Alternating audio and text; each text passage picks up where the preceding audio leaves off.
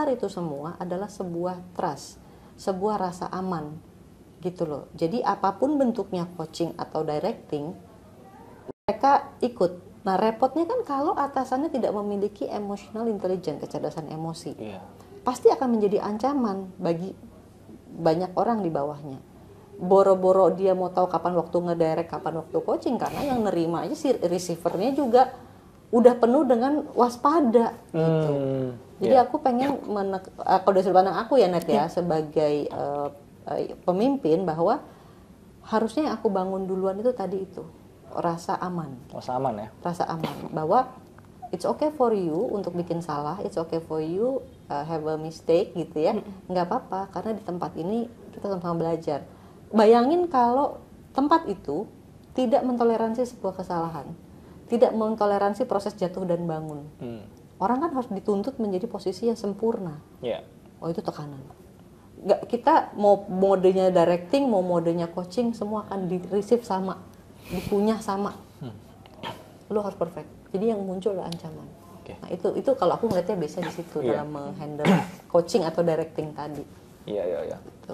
Tadi sih menurut gue kalau dari sisi yang superordinatnya itu juga sebuah tantangan nih. Lu bisa melihat situasi di lapangan itu tidak hanya result oriented aja. Betul. Ternyata Gen Z punya kebutuhan yang berbeda kan. Apalagi kita mesti memandang bisa memiliki pandangan seperti yang Gen Z harapkan lah setidaknya ya. Meskipun mungkin nggak 100% gitu, tapi setidaknya keamanan yang diharapkan Gen Z tercipta dulu. Iya, betul. Gitu. Itu. Sehingga tujuan yang jadi tujuannya superordinat ini kan result oriented tadi betul, ya. Betul. Ya harapannya ya ketika udah paham resultnya dia juga kesampaian gitu. Mungkin waktunya jadi agak lama lebih sedikit sih menurut gua Mbak. Agak text time. Ada text time karena text time sama text effort sih. Iya, karena nggak bisa directing terus kan gitu. Iya. Gimana Net tadi? Aku baru inget ngomong apa tadi. Kan masalah gimana kalau beralih ke directing saat coaching tuh nggak efisien gitu ya pada waktu tertentu. Asal udah terbangun trust tadi sama Gen Z itu dikasih why-nya gitu. Kenapa sih kita pakai mode ini sekarang gitu. Iya. Itu tadi kenapa sih dari menggali sampai menjadi start with why ya. Itu pakai why gitu. Emang lebih efektif kok kalau kita tuh memasukkan sesuatu arahan kepada teman-teman Gen Z, itu dikasih tahu dengan detail why-nya, arahnya gitu loh. Jadi dia tahu sih sebenarnya seperti yang Inet bilang tadi, nggak perlu banget sih harus ngasih DIY. Karena mereka tuh kreatif, mereka bisa cari DIY-nya masing-masing gitu. Gitu. Nah kalau dari Mbak Eri, ada tips nggak buat Gen Z atau generasi lainnya yang terkait bagaimana menerima feedback supaya tadi ya, supaya kita tetap melihat itu nggak rapuh dengan feedback yang ada gitu loh. Ya untuk terkait feedbacknya gini ya, saya perhatikan tadi memang soal kerentanan mental health ini memang teman-teman Gen Z ada PR ya. Nah itu memang berefek paling besar adalah ketika atasan memberikan feedback. Karena kan namanya orang baru newbie di dunia kerja, pasti kan kondisinya pasti akan jatuh dan bangun, akan bikin bikin kesalahan itu udah pasti. Nah, yang harus ditanamkan kepada teman-teman Gen Z, selain kami juga berusaha membuat tempat yang aman, tapi teman-teman Gen Z juga harus menyayangi diri sendiri dengan memberikan ruang bahwa kalian adalah manusia biasa. Make a mistake itu adalah manusiawi gitu. Jadi sebuah kritik itu adalah hal yang tidak dapat terhindarkan dalam hidup kalian. Dikritik itu bukan berarti kalian gagal, belum. Gagal tuh masih jauh. Nah itu anak-anak tuh mudah banget untuk bilang gagal. Kalau dari Gen Z, saya mengatakan kuatkan itu. Manusiakan dirimu sendiri bahwa kamu tuh pasti bikin salah, and it's okay. Nah untuk generasi di atasnya, kan ketika mereka bikin salah, nih para Gen Z bikin salah nih, kecenderungannya baper. Tolong dipahami, baper itu bukan padamu. Baper itu pada diri mereka sendiri yang sedang merasa, kok gini sih, nggak kecewa sama diri sendiri intinya gitu ya. Jangan kebawa bapernya, harus ada yang logis, memegangi emosi mereka. Hey, it's okay gitu loh. Lu juga dulu bikin salah. Iya, gue juga dulu bikin salah. Walaupun kita yang lagi komplain dia. Jadi harus ada tetap disclaimer, saya mau komplain kamu ya. But it's okay, saya juga pernah bikin salah. And fine. Walaupun dia tergores nih si Gen Z, tapi dia tahu itu aman. Atau kita pernah ngalamin ya Net, ada apa Net? Coba ceritain yang senior mengkritik bawahannya, terus bawahannya saya baper nih gitu. Oh iya, Iya kan? pernah diceritakan. Jadi karena ada psychological safety dalam tim itu sangat terbangun begitu ya. Jadi setelah suatu sesi feedback, subordinat atau bawahan ini tuh Para Gen Z ini? si Gen Z ini tuh menjapri atasannya bilang, Mas tuh Mbak gitu. Saya baper nih dikasih feedback tadi. Nah, Dan tapi memang mukanya kelihatan ya senyum gitu ya. dan itu bukan sesuatu, itu bukan serangan gitu, itu Gen Z yang sudah merasa aman untuk terbuka kepada atasannya. Dan ini disampaikan baper tuh lebih kayak bukan menyalahkan gitu ya, lu gara-gara kamu nih saya baper gitu, namun saya sedang memproses apa Justru yang itu kamu rekonsiliasi kasih gitu. mungkin Betul. ya. Rekonsiliasi ya, kayak jujur ya gitu. Jujur. Dan pada kondisi-kondisi yang Gen Z-nya ini kan bagus nih, karena ngomong kan, atasannya tahu. Tapi pada kelompok-kelompok yang melihat Gen Z-nya bereaksi atas feedback, kemudian kan pasti kelihatan agak lebih diam, agak apa. Itu generasi di atasnya harus turun untuk bilang, harus menyadari, memahamkan.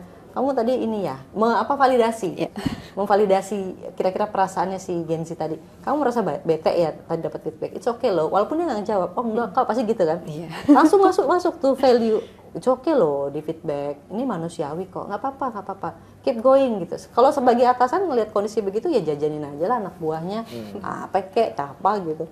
Jadi kan si Gen Z seperti kayak, wow, saya dimengerti gitu. Oke, apalagi nih kira-kira yang sering terjadi nih gap-gapnya, isunya apa aja?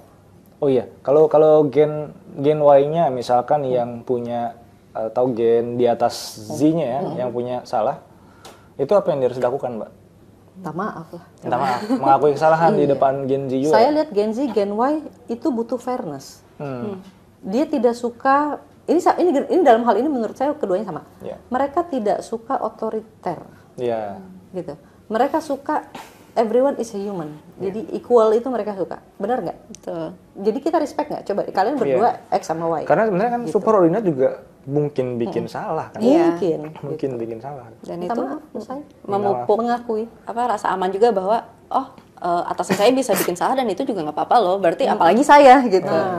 Atasan yang terlalu sempurna jangan salah loh, buat Gen Y dan Gen Z itu malah tekanan, intimidasi gitu.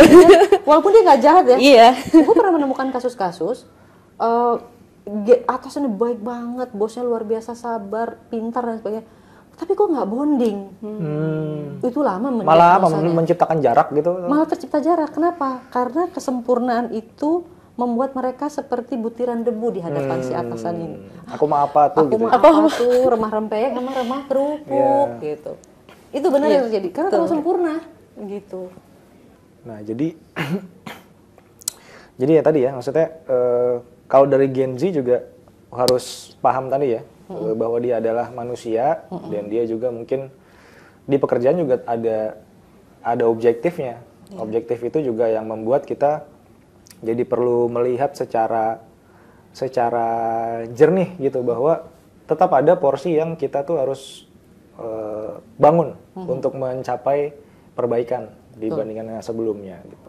Nah kemudian setuju Inet terkait benar nggak kalau misalkan ya Gen Z itu juga meskipun mungkin karakternya tadi personalized, tetap harus ini juga ya, bisa melihat objektif secara besarnya ya, dari sisi entah itu tim, entah itu organisasi gitu.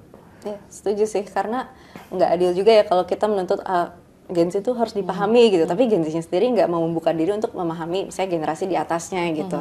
Ada yang butuh results, ada yang butuh kepastian gitu, nggak bisa digantung-gantungin aja. Kalau misalnya Gen Z-nya menolak untuk memahami itu, ya itu udah egois sih jatuhnya ya.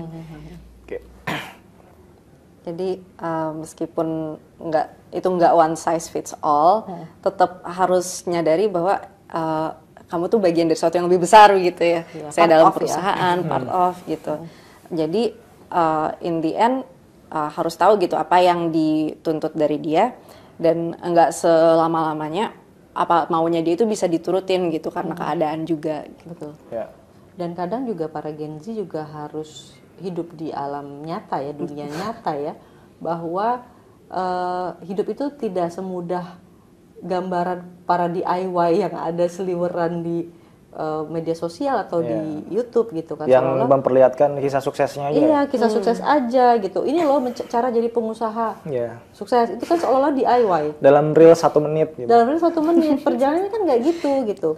Nah itu proses pendewasaan menurut saya buat Gen Z untuk memfiltrasi informasi mana yang relevan dan tidak relevan, mana yang valid atau yang real dan tidak. Nah itu butuh filtrasi itu dari teman-teman Gen Z. Gitu. Nah, posisi yang idealnya generasi di atasnya akan mementori dan melatih mereka untuk melihat karena mereka lebih dulu nih generasinya. Makanya beruntunglah para Gen Z yang diciptakan berada dalam keluarga-keluarga yang suportif. Yang orang tuanya adalah pelatih hidup mereka. Yang kakak-kakaknya, misalnya mereka punya kakak, itu menjadi pelatih mereka. Atau di perusahaan yang mereka beruntung ketika perusahaan tempat mereka masuk itu budaya suportif. Jadi atasan melatih, atasan punya pemahaman, oh dia generasi ini berarti dia ini ada nih di karakter mereka. Pada saat ada masalahnya, oke, dibantu. Berarti ini sumber masalahnya dipahamkan. Nah itu artinya beruntunglah kalau Gen Z berada di tempat-tempat seperti itu, keluarga yang seperti itu maupun area kerja yang seperti itu. Karena terkadang Gen Z juga bisa mengkontribusikan sesuatu yang nggak diduga-duga oleh generasi atasnya begitu. Benar, bisa. Dan di situ tetap butuh pendampingan, tapi karena ya itu mungkin yang namanya menfilter informasi, mana yang relevan, mana yang enggak. Nah di situ tuh yang masih lemahnya Gen Z mungkin karena faktor kurang pengalaman juga. Betul. Jam terbang aja. Nah makanya ketika mereka berada di tengah-tengah orang yang memiliki jam terbang tinggi dan bersedia untuk memberi pandangan, membagi gitu ya pengalamannya kepada anak-anak ini, itu akan lebih sehat sekali. Jadi sebuah perkawinan yang bagus gitu loh antara generasi di atasnya maupun dengan Gen Z gitu. Tapi kalau dari Mas Aceh ini gimana Mas? Ada misalnya Gen Z yang memberikan dobrakan baru gitu, tapi kan itu belum dikurasi gitu ya. Itu mah idenya si Gen Z aja gitu. Iya. Kalau gue biasanya akan ngelihat ininya ya, tujuannya dan kebutuhannya di lapangan seperti apa. Kalau kebutuhan di lapangannya bukan sesuatu yang sifatnya urgent dalam pengambilan keputusan, itu gue akan biasanya lihat efektivitasnya. Dobrakannya ini nggak sesuai dengan kebutuhannya nggak gitu. Kalau memang bisa, meskipun itu baru dan kadang dengan intuisi kan kita bisa lihat ya, oh ini bisa, ya udah go ahead pakai gitu. Tapi kalau misalkan itu dobrakannya udah pernah dilakukan dan kita butuh cepet, biasanya gue akan mengkurasi sih dengan memberikan pemahaman juga, oh itu udah pernah dipakai, misalkan better yang kasih perspektif lain yang tentunya juga ngasih tahu kelebihannya dibandingkan ide yang dia kasih gitu. Tapi kalau ide yang dia kasih itu fresh, kemudian mungkin nggak terlalu mengganggu ini ya tujuan dari assignment tersebut ya, itu gue akan feel free sih kayak oh ya coba gitu, karena gue juga suka sama inovasi gitu. Karena itu dia Gen Y yang memang mungkin kecerdasan emosinya sudah stabil. Jadi bagi Gen Y atau Gen X yang sudah memiliki kecerdasan emosi yang stabil, melihat Gen Z dengan kemahiran teknologinya, informasi yang kayanya, itu tidak akan menjadikan mereka sebagai rivalry. Enggak, gue nggak akan merasa terancam sih. Karena memang kemajuan generasi tiganya ini akan maju ketika bisa mengharmonisasikan, bisa kolaborasi. Sepakat. Gitu. Jadi di belakang banyak suara sumbang Gen Z ini bla bla bla, sebenarnya setiap generasi itu muncul ke permukaan itu pasti membawa narasi negatif. Padahal ini kan depend on kita kalau negativity itu menurut saya sih bukan masalah generasinya, tapi value personal kan. Iya betul. Gitu. Sebenarnya kalau dari tools, Gen Z itu lebih banyak kalau menurut gue dibandingkan Gen Y. Cuman untuk pengambilan keputusan, nah itu yang memang perlu generasi di atasnya. Terlalu banyak ininya sumber informasinya gitu ya. Toolsnya lebih banyak Gen Z. Gen Y itu kalah menurut gue kalau ngomongin tools ya. Dia kayak AI gitu lebih jago Gen Z ngomongin AI. Gitu. Ya betul. Jadi lebih yang kita utamakan sekarang adalah kolaborasi tiga generasi ini. Dasarnya bagi generasi di atasnya adalah emotional intelligence. Buat Gen Z-nya adalah menurut saya lebih ke open minded sih, bahwa ada pandangan-pandangan lain. Gitu. Nah, kemudian kita akan bahas mengenai komunikasi ya. Tadi Inet udah ngomongin wording ya. Sedikit banyak sih ya, udah tau lah wordingnya ya. Jangan judgement gitu kan. Jangan ngejudge gitu. Nah, tapi kalau dari Inet lagi mungkin bisa diperdalam ya. Apakah apakah hanya jangan ngejudge doang atau ada hal lain yang perlu dilakukan oleh generasi di atasnya Gen Z? Oke. Mungkin tadi udah sempat disinggung beberapa kali ya, karena ya memang namanya interaksi antar generasi pasti komunikasi nggak bisa dilepas. Betul. Gitu. Mungkin yang mau ditambahin lagi, Gen Z tuh paling nggak nyaman kalau generasi di atasnya tuh komunikasinya tuh ngode atau tersirat gitu ya. Jadi minta dipahami. QQ. Apalagi gitu. apalagi kalau yang namanya udah pasif agresif, nyinyir tuh, aduh itu udah lebih bingung. nggak bisa. Mau di posisi itu tuh bingung harus ngapain gitu. Jadi pengennya mau nyampain aja ya udah keluarkan aja gitu. Kita juga asal kayak gini dikasih tahu why-nya gitu. Kita juga akan bisa terima daripada disembunyi-sembunyiin atau dimanisin apalagi dipendam gitu ya. Misalnya kan kita ada performance appraisal gitu ya. Jadi selama 6 bulan tuh nggak dikasih feedback apa-apa, tahu-tahu pas performance appraisal keluar kritik selama 6 bulan gitu, waduh, itu pasti 6 bulan ke depannya itu langsung overthinking, langsung was-was Gen Z-nya, penuh kekhawatiran. Jadi mendingan dalam 6 bulan menuju performance appraisal udah dikasih tahu. Kalau bisa on the spot malah. On the spot. Jadi kejadian nih, langsung dikasih tahu, hey ini kurang tepat karena apa? Tolong jangan diulang lagi. Udah selesai di situ masalahnya gitu. Oke. Dan mungkin ada efek kita generasi COVID juga gitu ya. Kalau aku sendiri tahun terakhir kuliah itu PJJ, pembelajaran jarak jauh. Jadi di masa genting kita emerging adult atau beranjak dewasa, di situ tuh kita nggak dapet interaksi sosial yang real gitu. Jadi wisudanya online. Wisudanya online di kamar saya Mbak, depan laptop nge-zoom. Jadi yang namanya social cues yang kayak ada peraturan-peraturan yang nggak tertulis, norma begitu ya. Norma itu mungkin nggak semuanya tuh kita otomatis gitu. Jadi di situ mungkin kita minta maklum dan minta guidance juga di situ. Kita tuh apa sih yang expected dari kita dan mohon disampaikannya secara terbuka aja gitu. Itu Mas Acai. Iya. I see. Kalau saya sih ngeliatnya gini, kan kebutuhan Gen Z ini sebenarnya terbuka. Iya. Tapi mau saya tagih satu hal, bisa nggak kalau terbuka itu satu paket dengan tidak baper? Karena untuk keterbukaan berarti harus satu paket tanpa sugar coating. Kan kitanya disuruh jujur kan? Iya. Harus siap dong dan harus punya pemikiran yang jauh lebih positif bahwa saya pengen keterbukaan. Berarti saya harus siap. Betul. Terbuka itu tidak selalu manis. Jadi realita kehidupan tuh harus teman-teman Gen Z pahami bahwa nggak selamanya kita akan mendapat hal yang positif, hal yang indah, hal yang manis. Iya. Itu bagian dari kehidupan lah gitu. Itu sih kalau terkait komunikasi, dan saya tadi setuju, menurut saya mau komunikasi di generasi apapun ya, menghadapi komunikasi di generasi apapun, kayaknya emang komunikasi harus terbuka deh. Iya.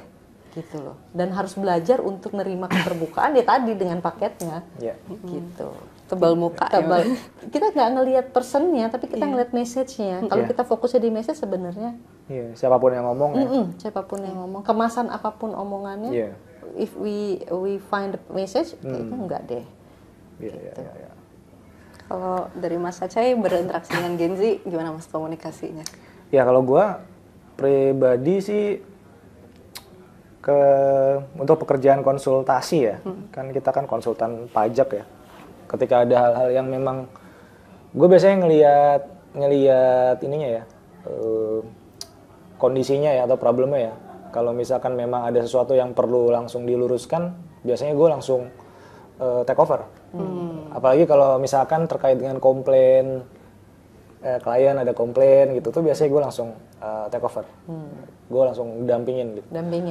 Take over bukan ngambil alih ya? Bukan ngambil alih. Tapi dampingan lah, dampingin. Supaya lebih cepat. Iya, supaya lebih cepat. Ini lu bahasanya gue minta mungkin tolong bikin wording dulu, nanti gue cek, ntar gue review, habis itu nanti bisa dikirim kayak gitu-gitu ya. Nah, atau misalkan kalau ada kasus yang kalau gue lihat sulit, itu gue mungkin langsung oke, kita langsung meeting aja tapi gue temenin meetingnya. Mungkin gue akan lebih banyak menanyakan sesuatu tersebut juga ke klien. Tapi di luar itu, kalau untuk hal-hal yang nggak urgent, gue sih pengen ngelihat ya dia dulu ngerjain gitu loh, ngerjain apa yang dia bisa kerjain, baru nanti ketika gue review ya gue akan kasih tahu di sini. Biasanya gue komentar gue lebih ke kayak orang coaching juga sebenarnya ya, kayak nanya bener ini maksudnya gini gitu. Terus kayak kalau ada yang berbenturan dengan fakta yang sebelumnya, gue tanya ini kok beda ininya, mungkin kayak gitu. Dikonfirmasi. Nah cuman kalau komunikasi sehari-hari gue juga nggak paham ya, apakah gue ngerasanya karena gue lebih komunikatif orangnya, gue banyak ajak ngobrol gitu. Cuman di beberapa sih kalau Gen Z gue ya bisa ngobrol, tapi gue nggak tahu sebenarnya kenyamanan mereka ke gue seperti apa ya. Nanti gue tanya mungkin abis ini.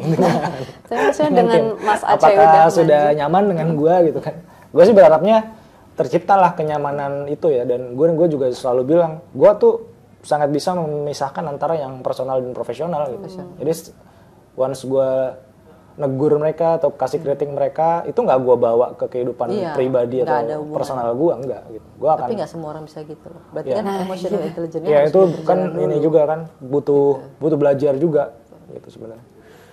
Gitu sih. Tapi dengan Mas Aceh udah membuka pintu duluan gitu ya, yang ngajak Gen Z-nya interaksi, itu udah bagus sih ya menurutku. Karena mungkin nggak semua atasan juga berinisiatif kayak gitu, nungguin Gen Z-nya yang membuka diri gitu. Yang mana kalau Gen Z-nya belum merasa aman ya dia kayaknya akan tertutup aja gitu. Iya. Makanya gue juga berusaha juga ya untuk mencapai tadi perasaan trust dan aman itu tercipta di kondisi apa. Gue juga mungkin akan belajar lagi nih habis ini nih untuk memastikan di tim itu sudah muncul gitu. Dan kalau gue pribadi juga suka melempar ke teman-teman bahwa kalau lu punya pandangan berbeda dengan gue, please sampein. Dan lu boleh berbeda pendapat dengan gue. Meskipun ketika pengambilan keputusan gue bilang, ya gue punya privilege di sini untuk mengatakan mungkin yang lo yakini mungkin menurut lo yang paling baik gitu. Tapi di sini dengan pengalaman gue, ya dengan apa yang gue harus bertanggungjawabkan ke perusahaan, ya gue akan ambil keputusan yang ini dengan atau tidak pendapat yang udah lo sampaikan. Tapi gue sangat mengapresiasi hal tersebut. Tapi punya PR satu. Apa tuh? Ketika atasan bersikap seperti itu, bahwa ini prerogatif saya, tetap harus dijelaskan. Jadi gini, ini tips ya. Mereka boleh berpendapat. Mereka memaparkan alasannya, lo juga punya pendapat alasannya kenapa. Iya, jelas. Itu harus dikawinkan. Mana sama-sama menimbang bersama. Benar. Mana yang lebih efektif. Membantu mereka mengukur resiko. Dengan usulan lo resikonya apa, usulan gue resikonya apa. Sama-sama menganalisa bareng-bareng secara fair, melihat resikonya ternyata yang lebih sedikit adalah resiko usulannya Bang Acai.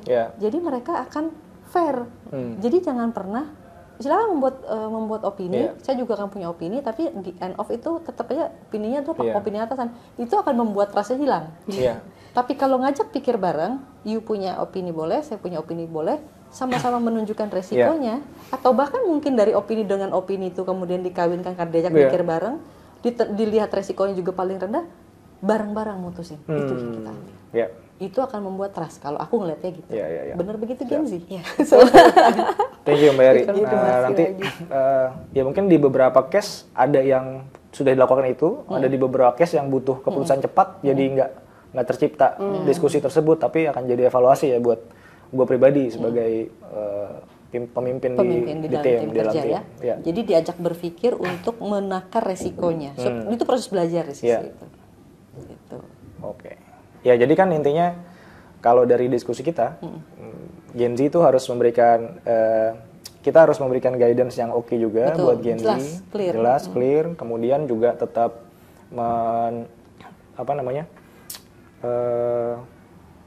memberikan feedback yang sesuai dengan kondisi masing-masing Gen Z. Immediately juga feedbacknya.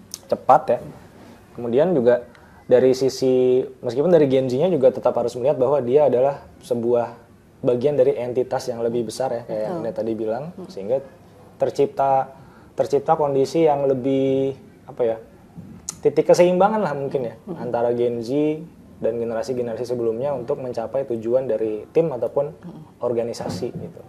Dan buat pemimpinnya ya, pemimpin Gen Z itu butuh kecerdasan emosional kalau menurut Mbak Eri ya, supaya ya dia bisa lebih stabil juga memimpin timnya, dia juga bisa lebih berpikir jernih, memberikan solusi-solusi, dan juga nggak kebawa baper juga ya. Betul, tidak terpancing emosi lah.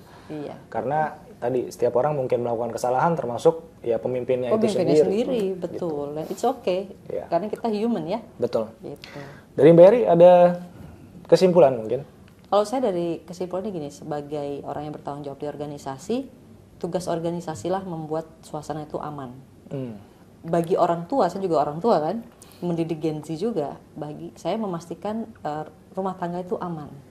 Aman secara psikologi. Jadi anak-anak menjadi diri mereka sendiri, dan bagi karyawan juga mereka punya rasa aman bahwa mereka membuat kesalahan itu sesuatu yang alami, karena kita harus bisa membedakan mana kesalahan, mana pelanggaran.